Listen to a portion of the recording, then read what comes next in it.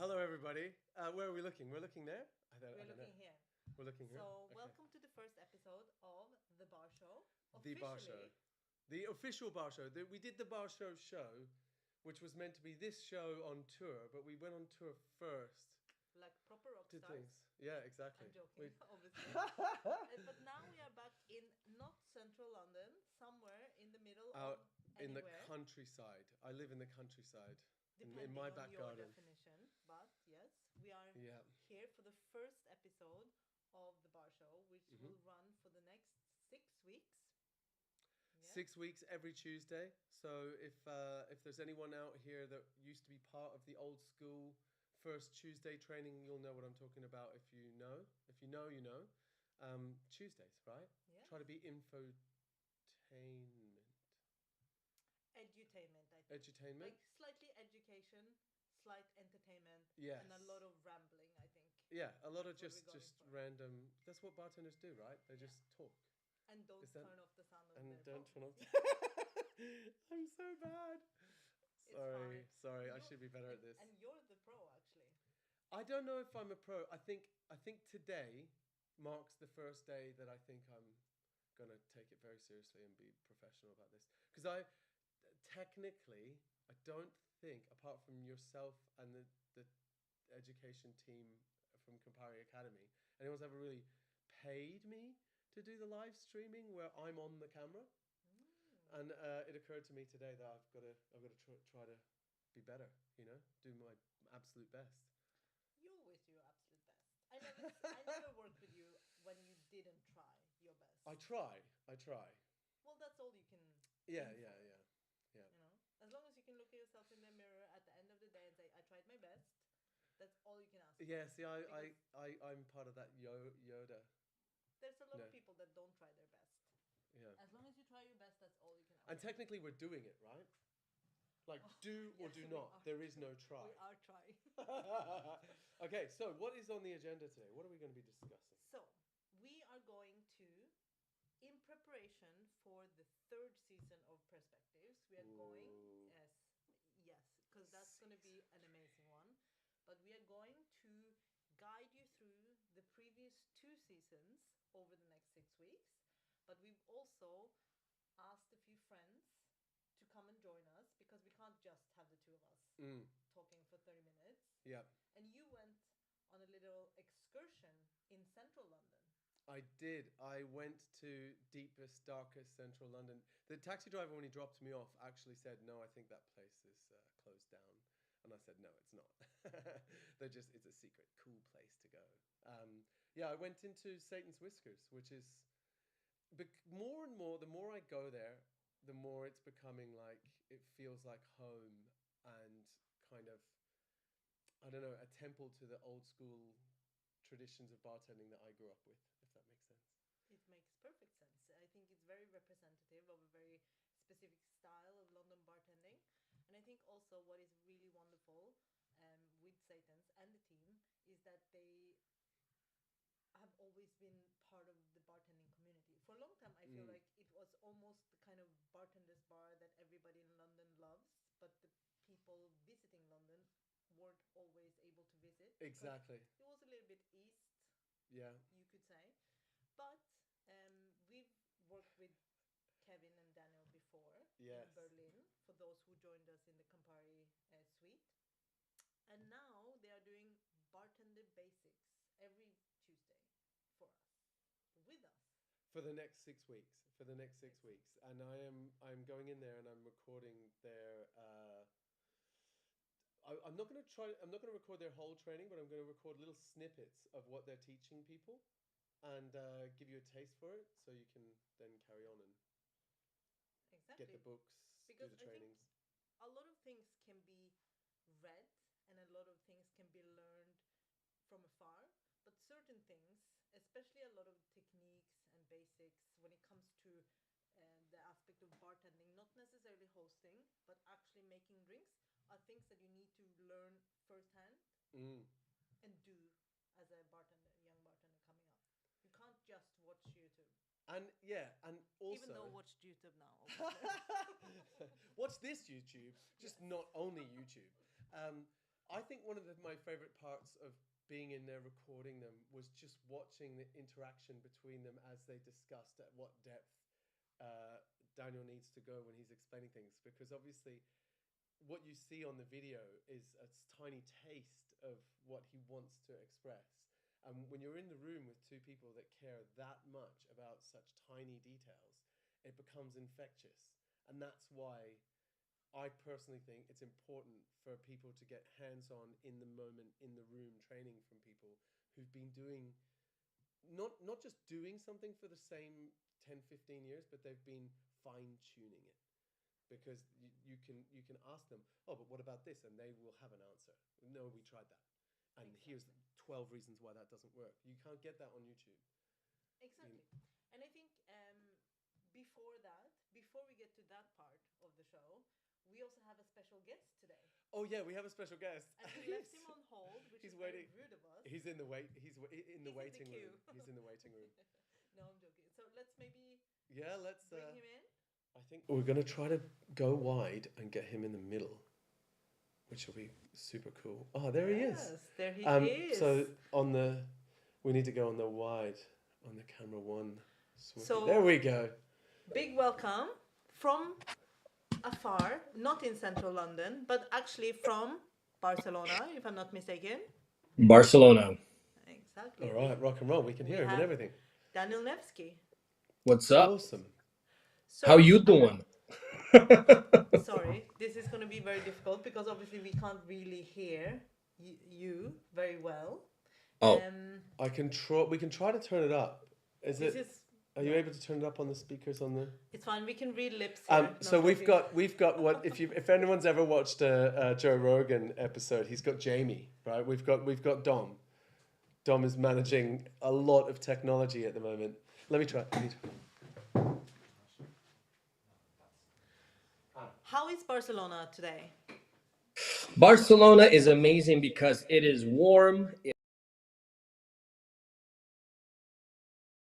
In the sun or not, which means the climate is amazing. It's one of the major reasons I've moved here after living in the UK a lot and in Amsterdam. I love both of those places, but my God, I need some sun. I need some vitamin D. I don't know. I need that. That makes absolute sense. We have the exact opposite. We have rain and grey today. It is very grey and very rainy. So we've got a comment. Move the mics closer. Okay. So for those of you that have tuned in and are watching from home, we forgot about our mics. We had them all set, all nice. And in here it's very quiet. Yeah, sound good? Perfect. Is that good? And I think you prepared a clip for us to watch together as well. No? Of the perspectives? The trailer, yes. Not at the moment. It's not loaded. Sorry, my mistake. Okay. I'm sorry. So, all right. But from our conversation previously, I think that you probably have watched it, right? Dan?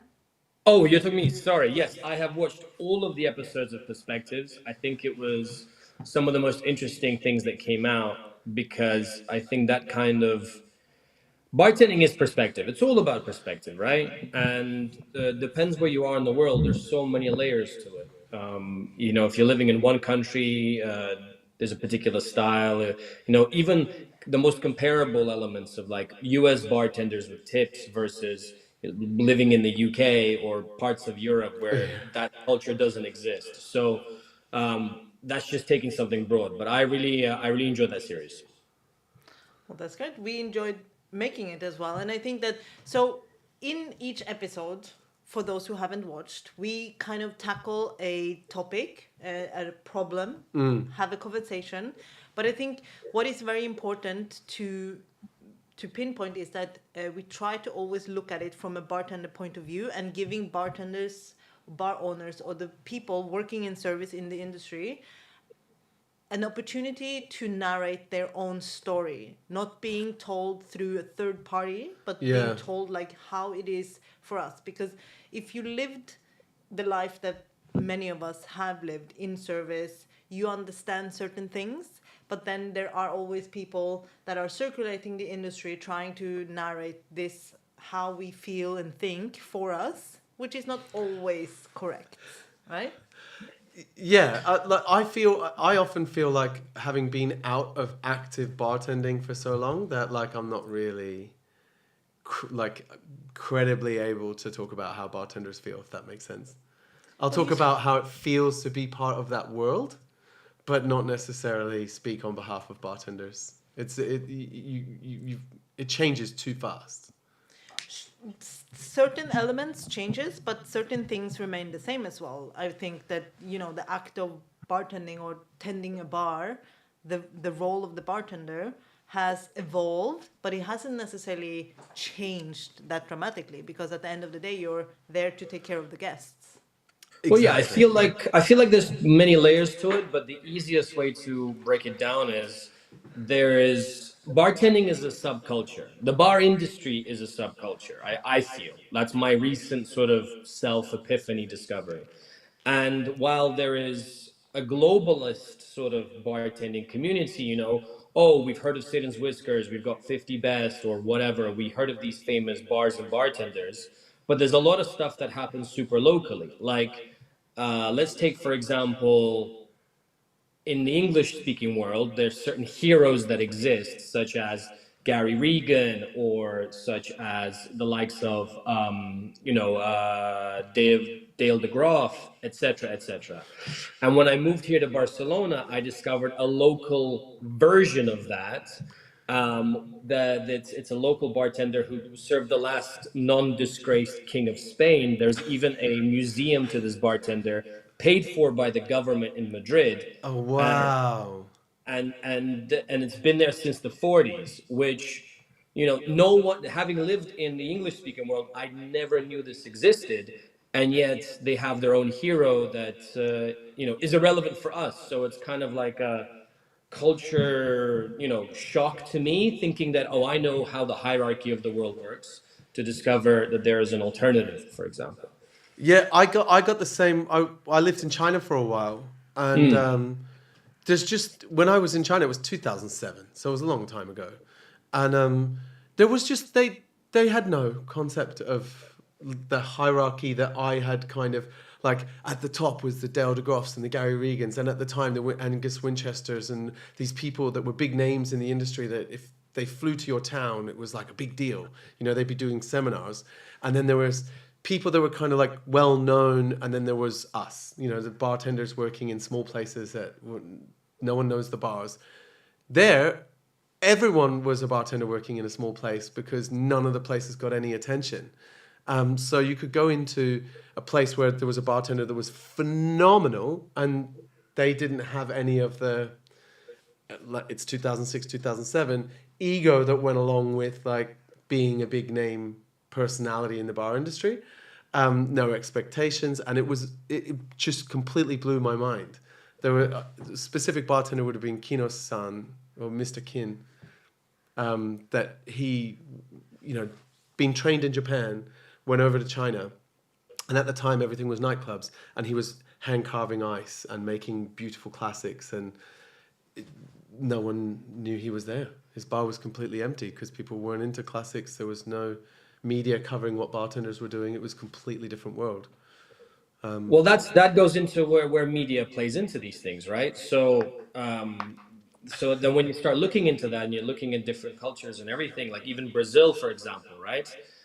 Very recently, this last year, I was in Lisbon Barshow, and one of the president of the IBA in Brazil, and the IBA is big in Brazil, that invented what is essentially a Negroni riff. I think it was called the Rabo de Gallo, which is basically a cachaça Negroni in its, with Campari in its heart. He did a presentation in Lisbon, and then he went to his hotel room and unfortunately passed away that same day.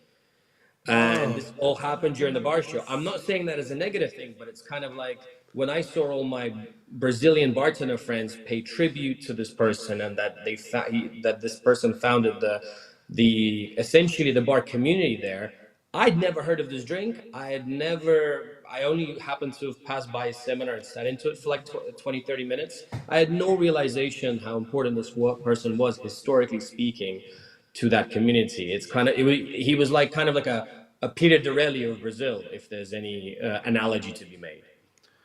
And this is, I think that this touches on the kind of core topic of this first episode of Perspective, because the title of that episode is Why Do We Go to Bars? Because I think it became very clear during the pandemic and during the lockdowns that bars, they serve a role in society that is much deeper and bigger and more important than just drinking alcohol.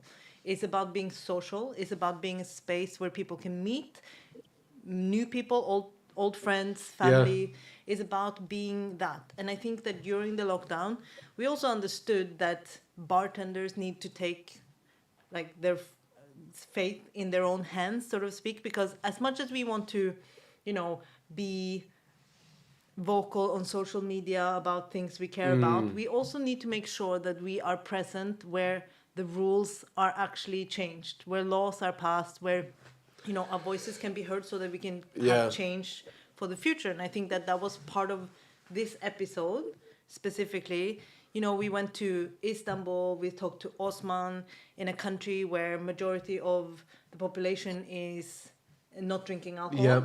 We went to Copenhagen, in a country where cocktails has not necessarily been the first drink of choice.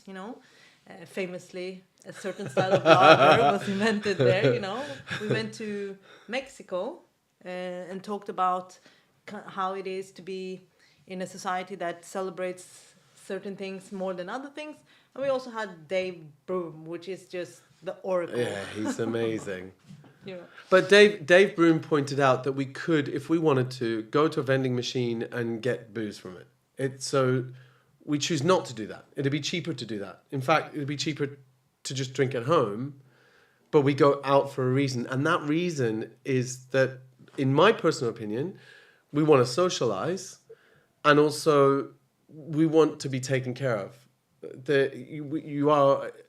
I'd say you don't have to obviously consume alcohol, but traditionally people would go to cocktail bars and consume alcohol.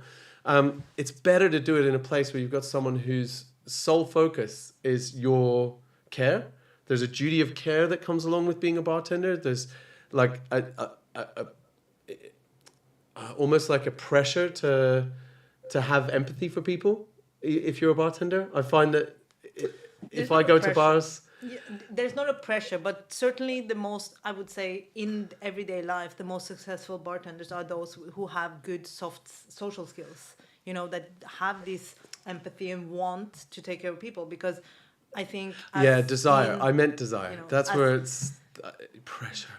As Dean mentioned, you can get a drink from a vending machine. And also, I would argue that, you can go to a bar and have excellent service and hospitality and want to come back, even if the drinks are average. But would you go back if the drinks are great, but the bartender is horrible? Maybe not. Twice. I went back twice, and the third time I was like, never again. My friends were like, oh, let's go check out this bar. And I found out the hard way. Mistakes were made, Dean. Mistakes were made. I know. I've made the same mistake twice. If I can chime in on that, as a child of like two different worlds, I'm sure, well, so is Monica. But the one thing that I always thought was amazing, having learned to bartend in Scotland myself, and I would say this is the same for all of UK and I would say Anglo-Saxon sort of bartenders, is that the bar is more than just a bar, the pub or whatever. It's a social space. One of the things that I noticed when seeing people who were first-time immigrants that were not from a culture that was particularly chatty in a hospitality venue, from a culture such as Eastern Europe, where I'm from, them learning to bartend in the UK, the first year, they're always kind of like, why is everybody talking to me? Why? Like, I've given you what you need. There's a different environment. Like in Scotland, I feel like the guests, they come, they want to talk. Well, in the UK, they want to talk to you. They need to have a conversation with you. Like you can, at least in Aberdeen, Scotland, you can be considered a shit bartender if you don't talk to your guests. They won't come back. They want to have that interaction. And in some cultures around the world, even though I think that you can still do that. The bartenders or the hospitality people don't necessarily behave in this way. And where I think this stems from is people's need to have that social interaction. Like if you think about it, before the internet, where we're having this live stream right now, the bar in most places, especially in smaller cities, was a very influential place. Essentially, it was a chat room, a local LAN chat room where you could go and hang out with people and share information and share stories. Yeah, That's where you would meet, and the and bartender was the politicians. admin of that chat room. Politicians would use bars. That's like Exactly, the yeah. definition of the cocktail was derived straight up from a politician who'd gone and bought loads of drinks for people to try to woo them towards voting for them. And people used to go to inns or pubs to do their voting. That's where voting was counted. And they'd buy drinks for everybody. So, yeah, like it's always been a social place. Now, we've got a question come in from online. Next time we do this, I'm going to have all the questions on, because I just realized I didn't do it, on the screen below. But from Julia. Do you think you can train to be more empathetic, or is it a soft skill that you have to have to begin with? Me personally, I think it definitely comes from experience. Like I was very, very rough and aggressive when I first started bartending. I'd come from brickies labouring. So if anyone has ever laboured on bricklayers in the Australian sun, very different environment from a high-end cocktail bar. So when I first started working behind a bar, I was used to shoveling cement and shouting at people and a very aggressive environment, and I had to learn soft skills. But I think it goes back to that like pressure to learn or the desire to learn.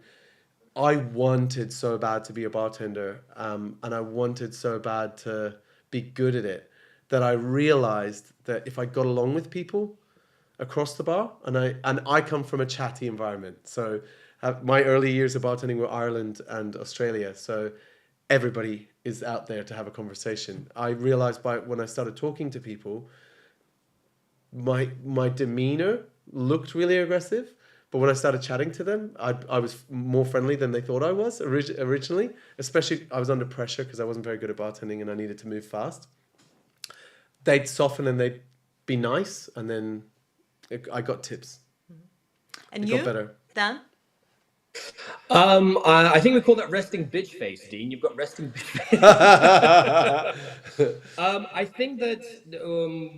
I think people who get into bars in any way, shape, or form, when they're green as hell, they are a product of whatever environment they used to be in, like Dean is explaining. But I think, like every occupation, the occupation will mold you should you want to do that for a long term. And I think you develop soft skills if you didn't have them developed at a certain time, and you need them to succeed in this environment.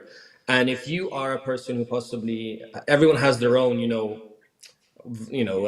would say, like, how much you can be, everyone's got a different character. But I think most people who do this for a living develop soft skills to a much higher level than the average person due to the environment. And I think they are developable. There's nature versus nurture. I'm 100% behind nurture. You see, I've always said that any kind of politician should always mandatory work a Saturday night in a bar before they're allowed to make any kind of decision, just so that they understand how to deal with people, how to interact with people, but also how to be on the, I know it's a bit controversial, but receiving end of a drunken crowd sometimes, because that can be quite intimidating. I was about to say it should be in their constituency. Do you know what I mean? So like Rishi Sunak is going to be bartending at this bar. I'd be like, let's play. He wouldn't last into the pub. Okay.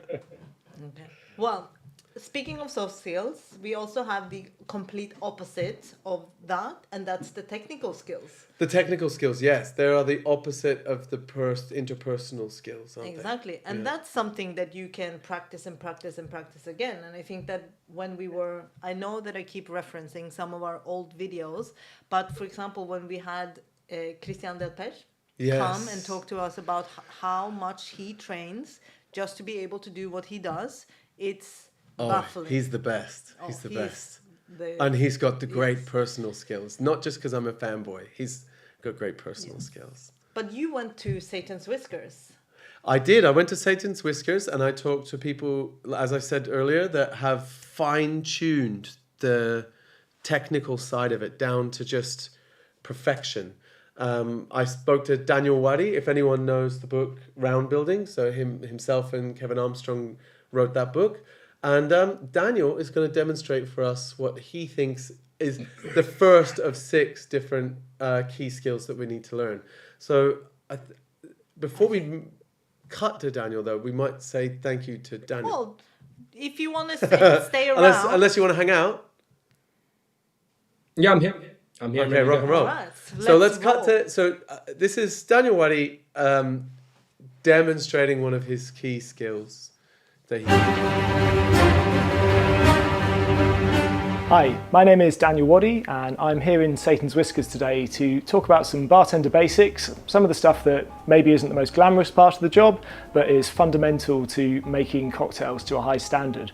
Now, if we to think about what does a bartender do the most often on shift, chances are it is pouring liquids from one container into another. Even though this might seem boring, if we can do this well, it's going to be a great help in making nice, consistent drinks.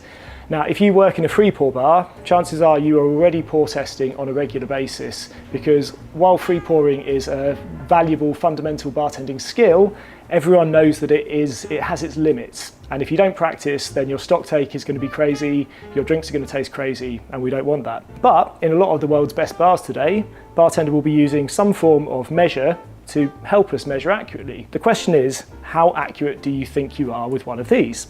Now, if you think you're 100% accurate, then, I've got news for you. You're not, and you need to do a pour test. And if you don't think you're 100% accurate, then it's the same as free pouring. We need to make sure that we practice our skills and make sure that we're on top of our game there, because like any practical skill, it is better to practice and test our proficiency than merely assume it. I'm going to talk us through a pour test exercise that we do on a regular basis with all of the staff here at Satan's Whiskers. And the first part, very, very simple, is just to pour 4 single measures of 25 mils, 4 double measures of 50. I'm going to be pour testing with tap water here, which is really good for pour testing because 1 mil equals 1 gram, which means we can measure what we've poured on digital scales. So I'm going to be doing this against the clock as well, because you want to be quick and accurate. Slow and accurate doesn't help. So, ready, steady, go.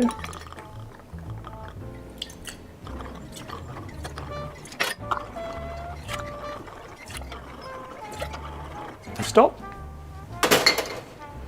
Now we're going to see what I actually poured.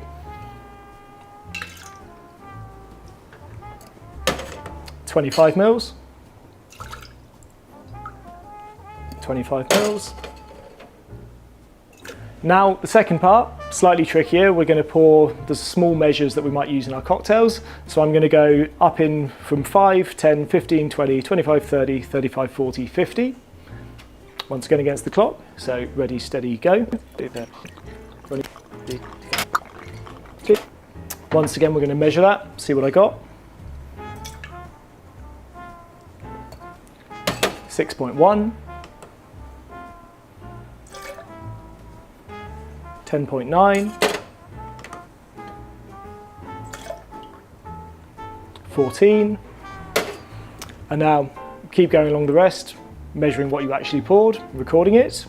The important thing to realise is that practice makes you better, but it will never make you perfect, and no one has ever scored 100% on a pour test, which is important to remember when you are tasting your drinks. Because if I make 10 daiquiris in a row, chances are I might need to correct 1 or 2 of them for sweet and sour, because I know that I can't pour 100% accurately.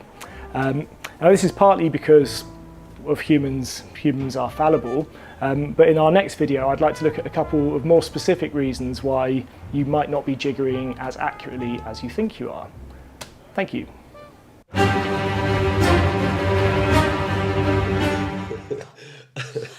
How much much fun did you have when you made that intro and outro?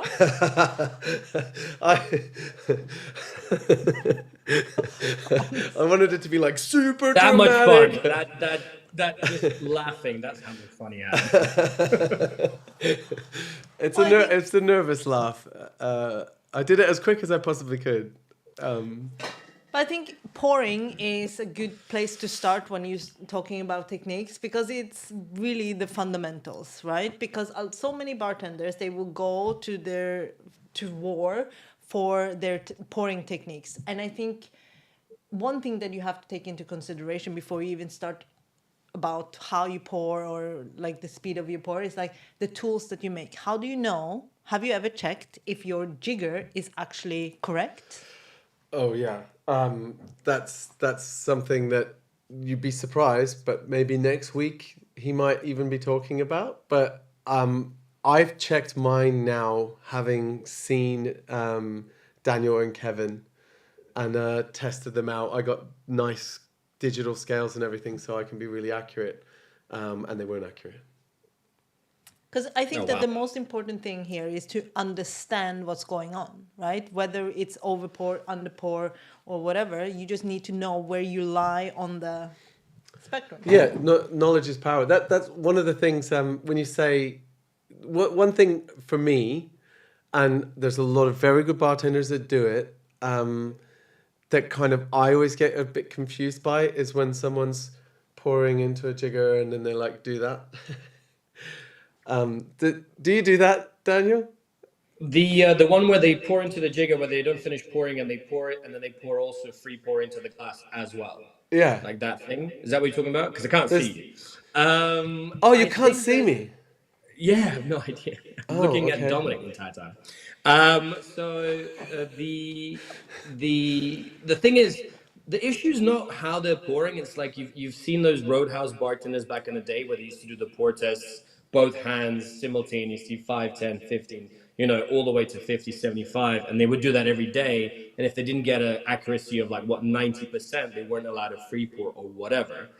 But it all comes down to what kind of bar you're in. Like if you're in Thai and elementary, I assume there's a lot of A, batching, B, specific accuracy, right? If you're using specific amounts of, and it's very, very detailed and accurate, you don't have a lot of room for error. Whereas if you're possibly in something like Roadhouse or something Hard Rock Cafe on a Saturday where there's not those levels of that accurate standards, and it's different. But there's also some bartenders that swear by the way they pour, having never done a pour test, having never looked at their jiggers, and then they don't even taste the drink after they've done the premix. So I can understand if you're one of these people who tastes as they go every single drink and you lament, so it's correct. But I'm not the same when you've got 20 drinks, you haven't tasted any of them, and you're doing this bollocks pour.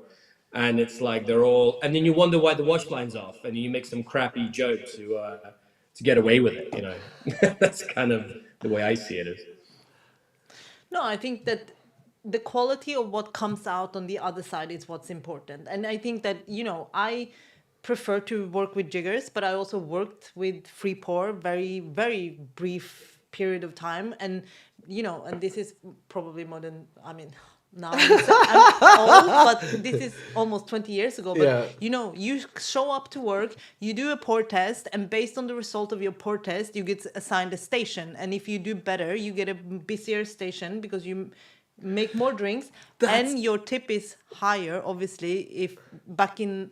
That's something that seems to have disappeared. Is that normal still? I don't think better so. you are, the more close you are to point? It was in the nightclubs because you have very limited time frame for when you can make money, and you need to be as efficient as possible. You need to just pump out the drinks. And obviously, you could say that that's not a system that encourages, good team spirit, because it isn't, but at the same time, from a business point of view, you want the accuracy regardless of how you get there, because you lose a lot of money by being inaccurate.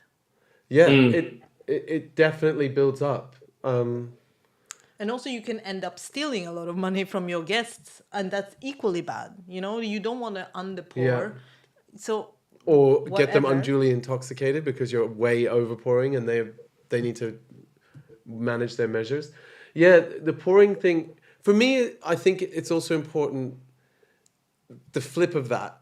Like, if I go into a bar and someone's holding a bottle, like, low down, like, I wish I had a bottle. It's not holding it by the neck, and they've got a jigger, and they're, like, doing this. They could be the most accurate person in the world, but I want to show sometimes. I don't want it to be pure show, but I want it to be balanced. So people do need to, like, I like someone that can pour and cut, and it looks clean, and it looks kind of cool.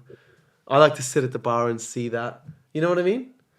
It's the beauty. It's like teppanyaki almost. You want to see a little bit of, you want your chef to throw an egg around on the spatula. Yeah. It's fun. It's that's definitely maybe not the most authentic teppanyaki, or maybe not getting the best ingredients from omakase. But you're like, that's pretty cool, man. Look at that guy. And then he does the little volcano, and you're like, hey, that's going on Instagram. Yeah, exactly. So I think it's a balance, but that's kind of what the guys were teaching as well. Sure, and it's about self-awareness as well. You know, like when you start to do regularly pour tests and just be aware of what you're doing, then you can correct it. So regardless of what you're doing, you know, and you're aware. Yeah. So that you understand the bigger picture. So would you prefer someone who pours with a speed pourer on the top and is like, or do you prefer someone who's like? I prefer my cocktail to taste the way it's supposed to taste. Exactly. How okay. you get there's layers to this, isn't there? You could be very accurate, but entertaining by doing a joke or discussing something, and it all depends. Like I've met people who are amazing to look at when they're hyper-focused. I used to work with a guy called Dominic, who was one of the most beautiful working flair bartenders I've ever met. Dominic Wisson. But he could only do one thing at a time. He could only do the beautiful working flair. It was super accurate. If he was trying to speak and do it, over-pouring, under-pouring, dropping shakers, everything, they could only do that one thing. Whereas I fumble anyway, so I try and talk shit and smack to make up for the fact that I'm not the most accurate bartender. But then I'll try and, entertain in the strengths that I have, if you know what I mean. Yeah. I remember once I was doing his guest shift in some place, and one of the bartenders that were there with me, helping me, he said that like, oh, it's really nice to watch you work because you're very efficient and you get the drinks out, but it's nothing special to look at. I was like, thank you. But everybody has a drink, and I ran out of everything, so it's great. But that is special to look at. Yeah, but this is the Scandinavian efficiency, no? Oh, I agree. see. No, I agree. Like, I don't have the flair or the entertaining style of working, but I will get the drinks out. That's why I should be on the service station. I love the service station. I miss nightclub bartending. My favorite type of bartending is like everyone's ordering gin and tonics, pints, because I was in Ireland, but gin and tonics and like rum and cokes and simple stuff that you're just pouring like loads of stuff into glasses of ice and just topping them with soda guns, and it's 5 or 6 deep, and you're like, 2 gin and tonics? No? 2 gin and... You want to get served now? 2 gin and tonics? I love that, because it's actually, to me, bartending is the crowd. Like, if I can take people's, let's say, flat or negative energy and turn it and just keep pushing positive energy out and get the whole crowd happier and be like, I love this track. Like, one of my favorite things bartending is when there's a tune, and you start singing along to it, and then you see some people start recognizing it, and you pick those people in the crowd and you use them as anchors, and you're like, is this the real? And they start, and then the room starts and the energy goes up. That to me is bartending. Like, it's great to be able to do it, but I'd like to be able to do it and look at other people while I'm doing it at the same time. And here to show what he's saying is actually a pre-recording of Dean making a drink earlier today. Yeah, this is the third attempt of me making the drink, because the first 2 attempts I was like too energetic. Is he holding the bottle by the base? Is he like? I should. Well, Yeah, almost. that was my style on And Instagram. the pores I was were like, a bit like yeah. mid. I know. My style was very like, on Instagram I started doing this like, hi, my name is Dean and I'm a bartender and this is how to make a Negroni, but let's show you rather than tell you. this is... Good morning, everybody. Today's cocktail will be a twist on a Boulevardier cocktail, which is kind of, in some people's opinion, a twist on a Negroni. This twist uses... Another one! So that was the wrong video we started playing. We've got another one. So this is the like Negroni one? This is like when you start the wrong order and you make the drink that they didn't order, and then you have to go back and correct it, and you have to tell another joke and say like, oh, so when you said dry martini, you actually meant a Negroni. I think Dean needs like a bar bag to back him up. This is the moment, if you have a good bar bag, they save your ass a little bit. Hi everyone, today's cocktail is the Negroni, a classic that you have to master if you really want to be a master bartender.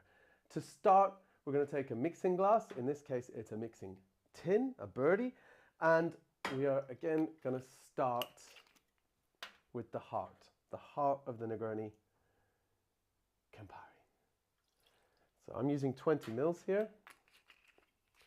Next, sweet vermouth. In this case, the Del Professor sweet vermouth. And finally, gin. All of them equal parts. Okay, so 20 mils again. Measuring as accurately as I possibly can. Now, I'm going to fill my mixing glass with nice, cold, dry ice. And I'm going to stir it until I've got that mix nice and cold and I've got a little bit of dilution.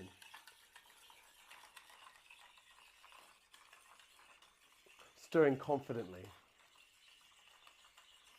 And smiling, right? About there. And in this case, I'm going to add block ice in and just strain over the top of it.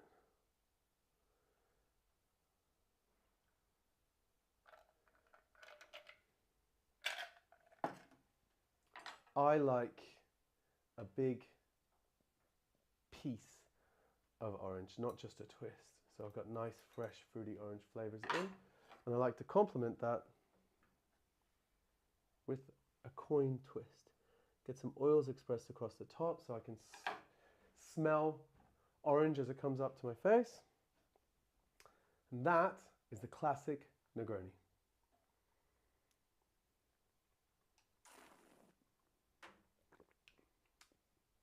Delicious. So Okay. how do you feel knowing that you showed up in the same outfit as the bartender? I wear the same outfit every single day.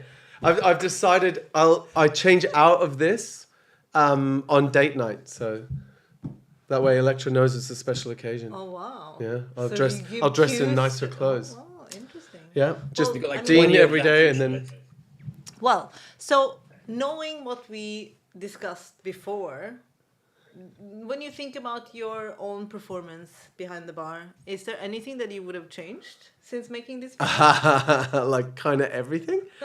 I don't know. I tried to interact with you guys. How come you chose to do a 20 ml pour? Because before I had a much larger piece of ice. If you remember the first video, it fills the whole glass. So there's no reasoning. The only thing with the Negroni is the fact that it's equal parts, you'd say. For me, I do 20 ml pour because then I make small cocktails. Like my favorite cocktail glass I haven't opened your box yet, but my favorite cocktail glass is this. Really? This is what I make my martinis in. And if you look at it, if you look at it compared to the size of my hand, you know, it disappears, gone. Because then I can make tiny little, perfectly cold, perfectly made drinks, and. But in this instance, you were making a Negroni. I was, yeah. I'd normally put a bigger piece of ice, and I normally also. I'm just going to be honest here. When I make a Negroni for myself, I just make a whole jug of Negroni, and then I pour it into a glass with a giant piece of ice. And just as it starts to get a little bit diluted at the bottom, I top it. So basically, The infinite just equal Negroni parts. fountain. Well, no, I mean, everyone else is going to have one. So usually I'm drinking Negronis at a family dinner. And before you know it, I make a Negroni. And then Granny says, well, I want a Negroni. And then Nonno says, I want a Negroni. And then Electra's like, I'll have a Negroni. And then Ed and Ari are like, I'll have a Negroni. So, you know, it's just easier. And also, the best thing about the Negroni and batching it is you can just bottle it and you've got a couple of weeks. Sure. We have a question again. Does a Negroni need to be made in a mixing glass, or could you just build it? Well, I think this is like where geography kind of comes into the picture, right? Because it depends on where you are in the world, what you've been trained to do. Like in the UK, we tend to stir it. I think in Italy, for example, traditionally, I might be wrong, it was normally built directly into the glass. Some places have tried to shake it, but apparently internet didn't like that when Stanley Tucci did that. I'm joking. Oh, yeah. And he used vodka. I'm joking.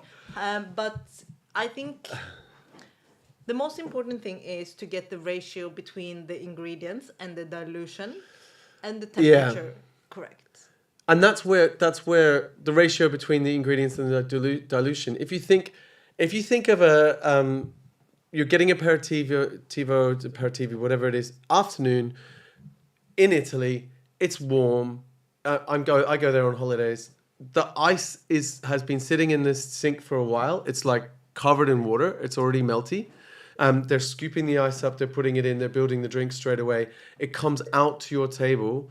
And it sits there, it's sat good 60 seconds, and then you're sipping it.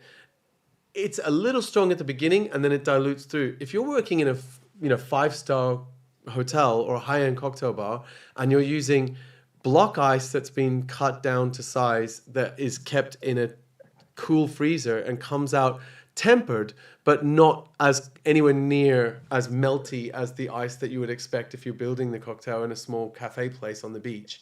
And you need to stir it down to get the dilution just perfectly before you put it over that frozen block of ice. Because the frozen block of ice, if you just put the 3 ingredients and build it over a big block, they're going to be sitting with effectively a warm Negroni as they wait for it to dilute a little bit. So, yeah, we could talk about this for a whole day. Basically, you need to understand what makes up the drink and what are the variables, and you need to understand the DNA and the structure, no? Because you can always copy what other people are doing, but if you don't understand why, then you're like halfway there. Yeah, I used to work on Hamilton Island in the Great Barrier Reef, and I had my vermouth and all my spirits in the fridge. And then I had different ice that stayed in the freezer and ice that was out that I could scoop quickly, because I needed to make the cocktails right and not watery. I needed to be able to take cold and put with warm. And it was a nightmare because of the heat. It was 40 Nobody degrees. wants a hot Negroni Nobody unless wants a hot it's Negroni. a Negroni toddy. But Okay. that's a Well, different then show. don't listen to that That's- Punch article where they recommend that for winter, the hot Negroni. Have you seen this? Dear Lord, hot Negroni for December. I can't think of anything that makes my face look like I'm biting into a lemon. But yeah. Well, I have a recipe for a Christmas Negroni I can send you. It's delicious. I think, Is it cold? well, we have Oh, no. 10 months until next Christmas, and we can test out this theory. But until then, we unfortunately have to cut it because we monopolized enough of people's time. Yes. Now we need to let them go to work. And we will see everyone next week. Same time, same place, Yeah. different drink. Different drink. I'll put a lot more effort into the next drink. You'll be surprised. You'll say stuff like, "This is definitely improvement, Dean." I can't wait. And a big thank you I feel to. like you should definitely do a hot Negroni. I feel like the next it's like an episode hangover. Hey, listen, you're gonna do talk. This is from last week's episode, the hot Negroni. We'll do a Negroni blazer. It'll be amazing. Yeah, exactly. Yeah. Oh. Okay, guys, this is a spin-off. This is A Cafe Brûlot Negroni style. The spin-off will be you two making every single kind of Negroni in the history of mankind. Yep. I signed that contract now. Done. Perfect. The show after the show. Exactly. Thank you so much for joining us. Thank you. Thank you so much for having me. Thank you, everybody. Thank you, Daniel.